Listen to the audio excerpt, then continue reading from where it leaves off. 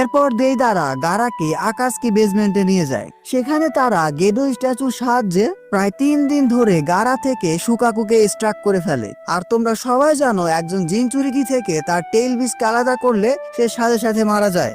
আর হয়ও তাই, ইয়েস, গারা এখানে মারা যায়। অন্যদিকে নারুতো আর টিম গারাকে কোনোভাবে রেস্কিউ করে ফেলে। আর এখানে আসে একটা প্লট টুইস্ট। একদম শুরুতে গ্র্যানি চিওর কথা বলেছিলাম না, যে গারার মধ্যে ওয়ান টেলসকে সিল করেছিল, সেই একটা ফরবিডেন টেকনিক ইউজ করে নিজের লাইফের বিনিময়ে গারাকে লাইফ দেয়। এটা একটা life exchange forbidden jutsu. Naruto অ্যানিমেতে আমরা এই জুৎসু প্রথম এবং শেষবারের মতো দেখতে পেয়েছিলাম। গারা বেঁচে ওঠার পর যখন সে জানতে পারে চিও তার জন্য স্যাক্রিফাইস করেছে, এরপর থেকে গারা আরো বেশি ম্যাচিউর এবং হাম্বল হয়ে যায়। আর এর মাধ্যমে নারুতো এবং গারার ফ্রেন্ডশিপটা আরো বেশি স্ট্রং হয়। এর বেশ কিছুদিন পর আমরা গারাকে দেখতে পাই 5 কাগে সামিটে। সেখানে আবার ঘটে আরেক ঘটনা। সেখানে এন্ট্রি হয় হোয়াইট জেটসুর। হোয়াইট জেটসু সেখানে বলে যায় যে সাসকে উচিহা আসছে। সাসকে অ্যাটাক করবে শুনে 4th রাইকাগে সাসকের পিছনে চলে যায় যে আজকে ওর ব্যান্ড বাজাবে। আর হয়ও তাই, 4th রাইকাগে সাসকেকে প্রায় মেরেই ফেলেছিল।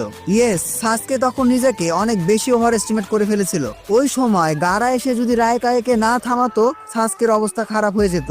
না, আমি এটা বলছি না যে সাসকেকে একেবারে মেরে ফেলতো, সাসকের অবস্থা একেবারে খারাপ করে দিত। মানো আর না মানো, রাইকাগে কিন্তু অনেক বেশি পাওয়ারফুল ছিল। তার কাছে ছিল যেমন স্পিড তেমন স্ট্রেংথ। যাই হোক, এরপর গারা সাসকের সাথে কথা বলে।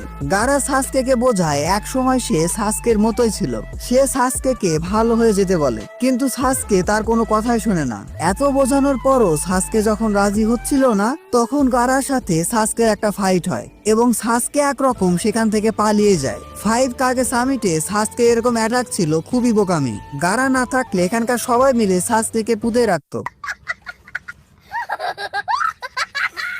যাই হোক, গারা ছাড় দিলেও অন্যান্য কাগেরা কিন্তু ছাড় দেয়নি। সেখান থেকে সাসকেকে আবার ওবিতো বাঁচিয়ে নিয়ে যায়। সাসকেকে নিয়ে যাওয়ার আগে ওবিতো সবার সাথে 4th গ্রেড নিনজাওয়ারের ঘোষণা করে যায়। 4th গ্রেড নিনজাওয়ারের কথা শুনে সব কাগে মিলে অ্যালায়েন্স তৈরি করার চিন্তা করে। এই পুরো শিনোবি অ্যালায়েন্সে গারার রোল ছিল অনেক বেশি ইম্পর্টেন্ট। গারা ছিল সবগুলো শিনোবি অ্যালায়েন্সের চিফ কমান্ডার। এখানে যেহেতু বিভিন্ন ভিলেজের বিভিন্ন রকম শিনোবি ছিল, তাই তাদের মধ্যে মতবিরোধ শুরু হয়ে যায়। আর এখানে আমরা দেখতে পাই গারা আসলে কতটা ক্যারেক্টার ডেভেলপমেন্ট করেছে। পুরো শিনোবি অ্যালায়েন্সের উদ্দেশ্যে গারা একটা স্পিচ দেয়, যেই স্পিচ শুনে সবাই এক হয়ে যায় এবং সবাই মিলে আকাশকে অর্গানাইজেশনের সাথে ফাইট করতে প্রস্তুত হয়ে যায়।